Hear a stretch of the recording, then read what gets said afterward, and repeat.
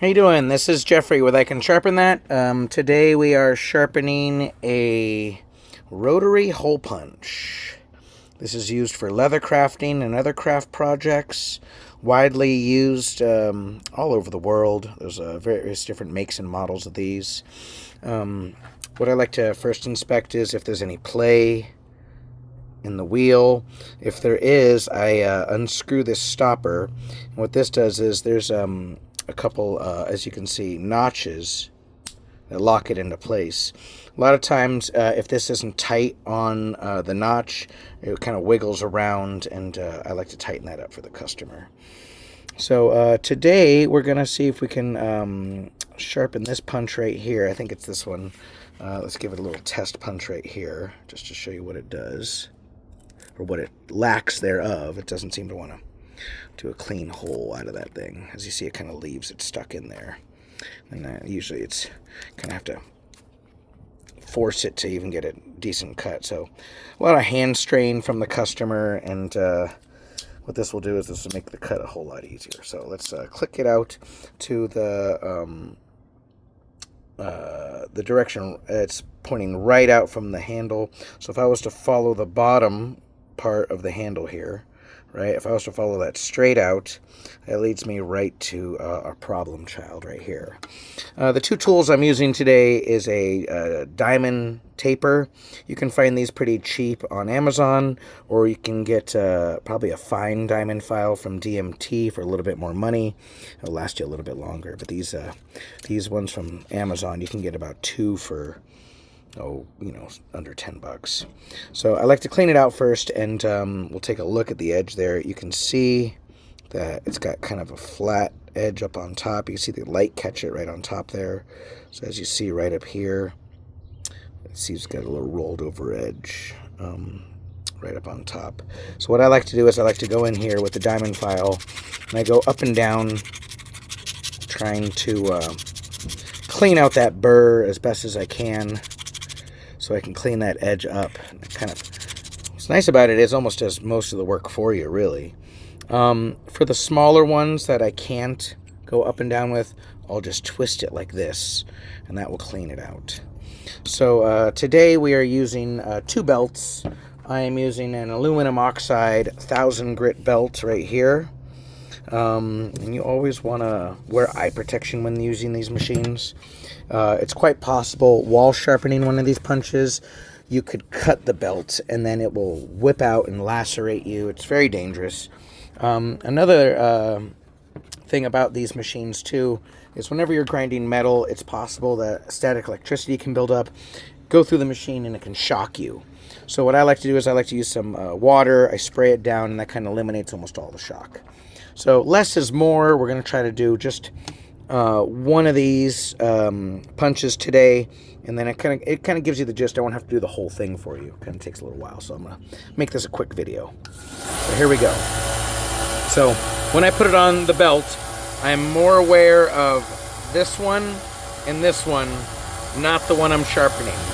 So I'm using two hands. My right hand is the one that's going to be twisting. My left hand is going to be supporting. So it's just, I'm going to hold it in a pretty good grip right here. And as I rotate it, I'm aware of the one I'm not sharpening passing by the belt. I already feel it shocking me already. Let's spray this down.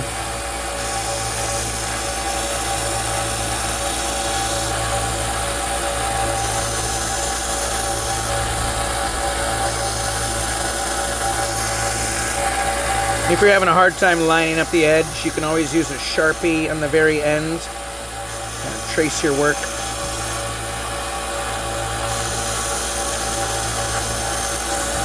Alright, we're going to take a look at this.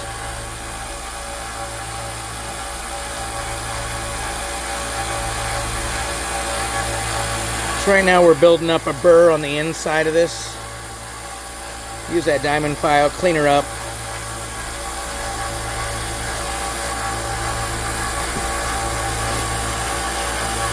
And I only did a few passes on this.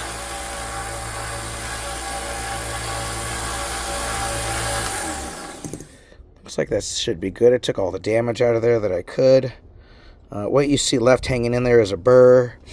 We're going to now check for flatness. Let's see if this is flat on here. See if I have to grind anymore. So as I put this on here, I'm going to look around, see if there's any gaps.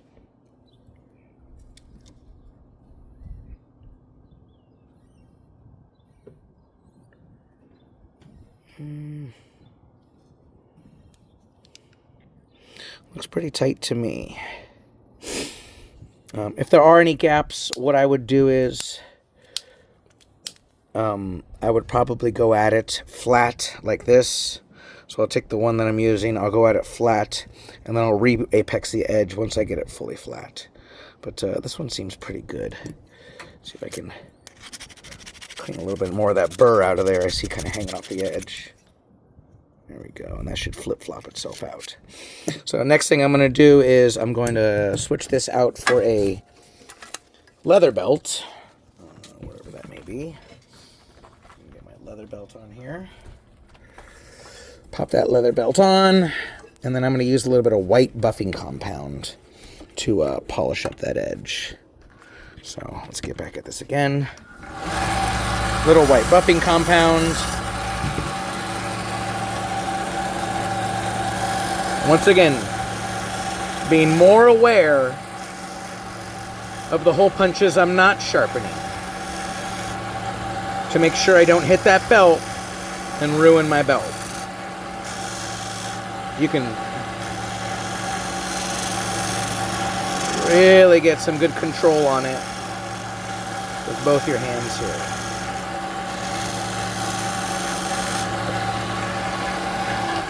Just do a couple passes. Wipe this off. We'll take a look at it. It's nice, and it's got a nice mirror polish on it now. You can kind of see all the way through it. Look at that. Okay, let's test this now. Next to the holes that it did not cut. Let's see what it does here. Oh, a whole lot easier. Look at that. Easy peasy.